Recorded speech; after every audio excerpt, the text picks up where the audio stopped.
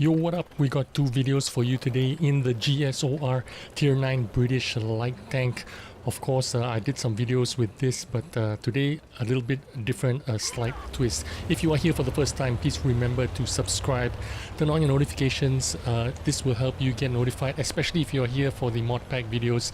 Also, please give this video a like if you found it interesting or useful, get some information out of it. That helps my channel out a lot. Anyway, we are here today. I've got two videos for you, one in Ruinberg and the other one in Mountain Pass. Today we are going to be focusing on the passive play of this light tank. Now, you know, light tank players live a very solitary life.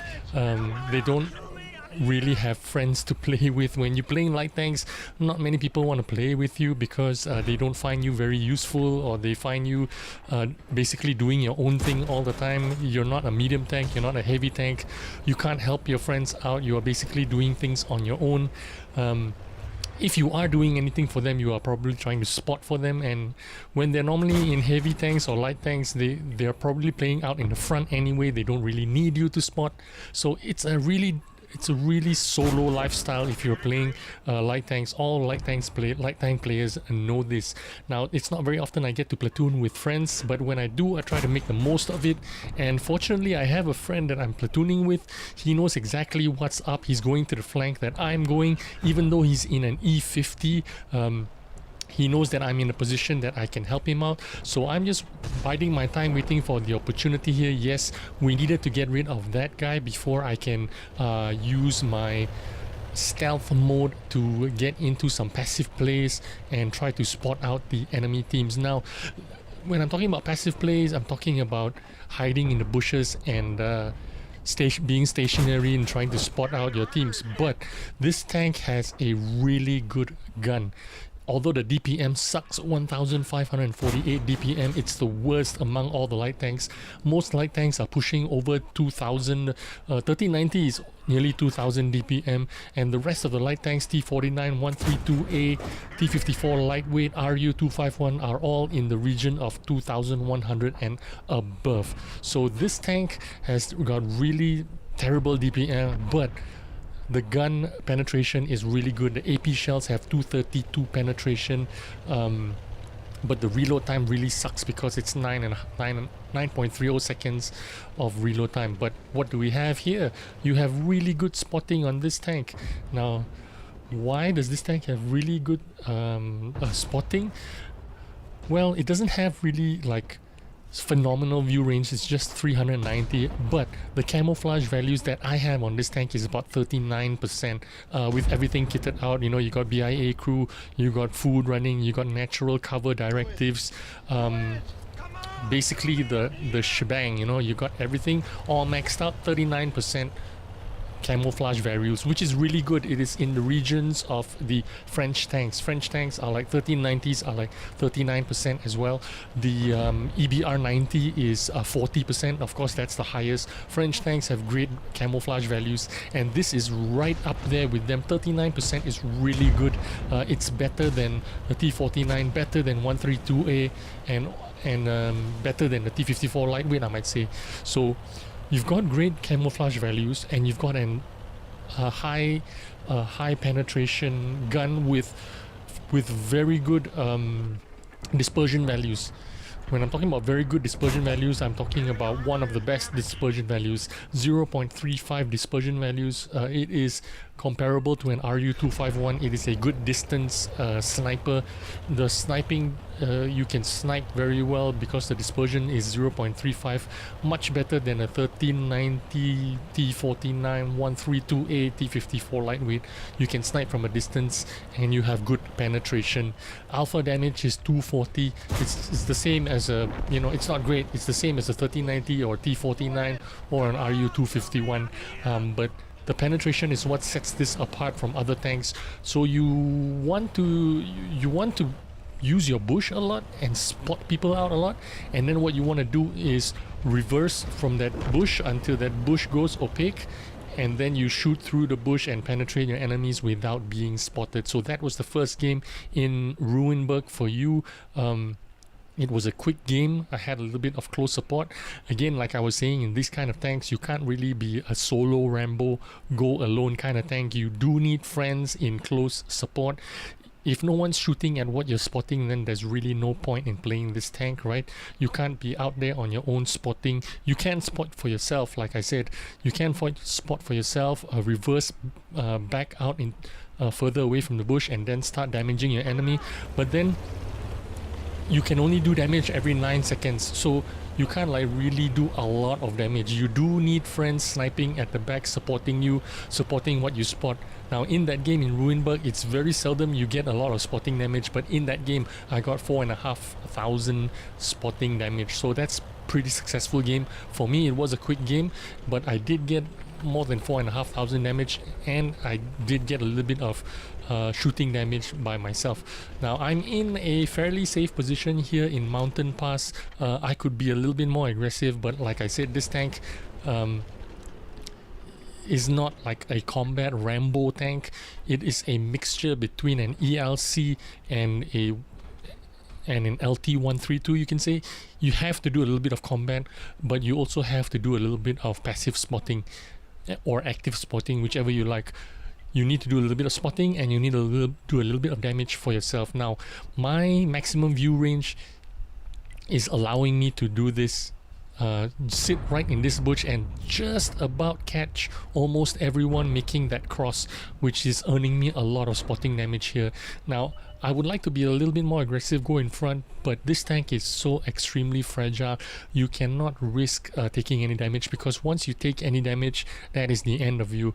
You need to conserve, find a way to conserve your HP, find a way to be stealthy. You need to be creative in the way you figure out how to do this, because believe me, light tanks is already as difficult as it is, but when you're playing something like this, which with a gun that you can't really defend yourself in when you are being rushed or being attacked, if you are surrounded, you are being rushed, 9.5 seconds reload is really difficult for a tank like this to defend itself.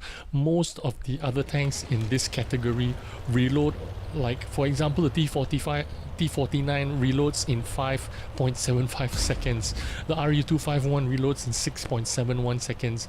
The T54 lightweight reloads in 6.9 seconds, and T54 lightweight has a little bit of armor it can troll with.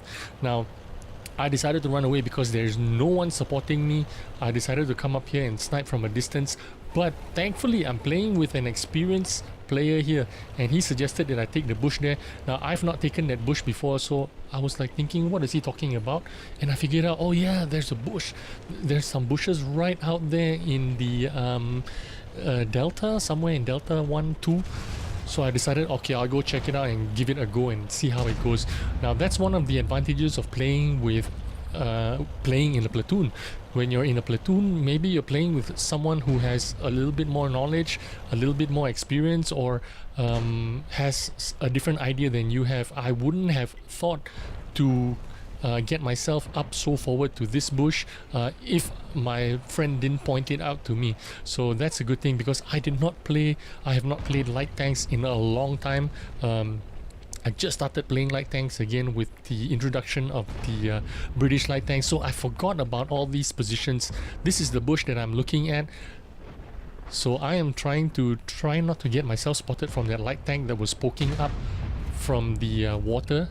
So I'm trying to get myself into this bush, and what I'm doing here is exactly what I'm supposed to do: spot out those guys that are trying to push forward from the southern side. So this is all my spotting and all my damage, which is really good for me. I'm earning all this residual damage, or spotting damage, or assisted damage, whatever you want to call it. And when that guy pokes up from the dried riverbed, I'm spotting him as well. So I'm earning a lot of spotting damage, which is what you really need to do essentially in the GSOR. So what do I do next? Sit here, revel in the glory, contemplate what my next actions are going to be? Well, what you can do is just be passive. This is what passive spotting is all about. Sit here, bide your time, look at your minimap, plan for the future. Now, if you're familiar with this map, you can see that my team is extremely passive. We have not pushed out down south on the 1-2 line at all, which is a real disadvantage for us. Our team is doing extremely bad, but on the other hand, the enemy team is doing even worse. They've decided to continue to push down from the south to come up north, and they can't see me spotting for my entire team. They should have figured this out and realized that they're being spotted. Once they were being shot at, they should have turned around and either make their way down from the middle or make their way down from the north, which means they had to turn around. If they were in big heavy tanks, they would have had to turn around or sit there and wait for the teams in the middle or the teams in the north push forward before they decide to make their move. So this is essentially one of the major plays that a light tank does. Now I get to do 4,500 spotting damage in this game. In the previous game in Ruinberg, I did 4,900 spotting damage, which is like a very good spotting damage for this tank. Considering all things considered, we are in a position that we're not actually in a winning position, but we managed to be in a winning position, all because I'm sitting here and spotting for my team. I did not, obviously I'm in a light tank, I did not carry this game and do 5,000, 6,000 damage, but I did a big part here by spotting the southern enemy teams that were trying to push up the 1-2 line, and that got me a lot of damage out of this game. But now it is time to send it. I have figured out that this is the time for me to move. This is the time for me to make my move. The enemy team has pushed up north, and they have gone all the way close to our base, and it was time for me to make use of myself. What I could do is try to spot out the enemy artillery pieces. Now if I can take them out, it would help out my team a bunch. So that's exactly what I'm going to do. I've decided to break away, use my mobility, my speed. Well, I don't have a lot of mobility. Like I said, this tank turns like a boat, so the mobility part, just forget about it. But the speed of this tank, I think it's 65 kilometers an hour going forward or something like that. So I have the speed to make it out there, break out, send it, get to the enemy team, try and spot out something, and there you go. Those are the artillery pieces. Let's fire a couple of shots out of at them. Now there could be other heavy tanks here or medium tanks, so I want to keep my distance. I can't believe I bounced there. That was really unfortunate for me, but now I am spotted, so it's not looking good for me. Oh my god, I can't even finish him with 2 shots. I need 3 shots to kill an artillery piece. What the hell? Oh, but here you go.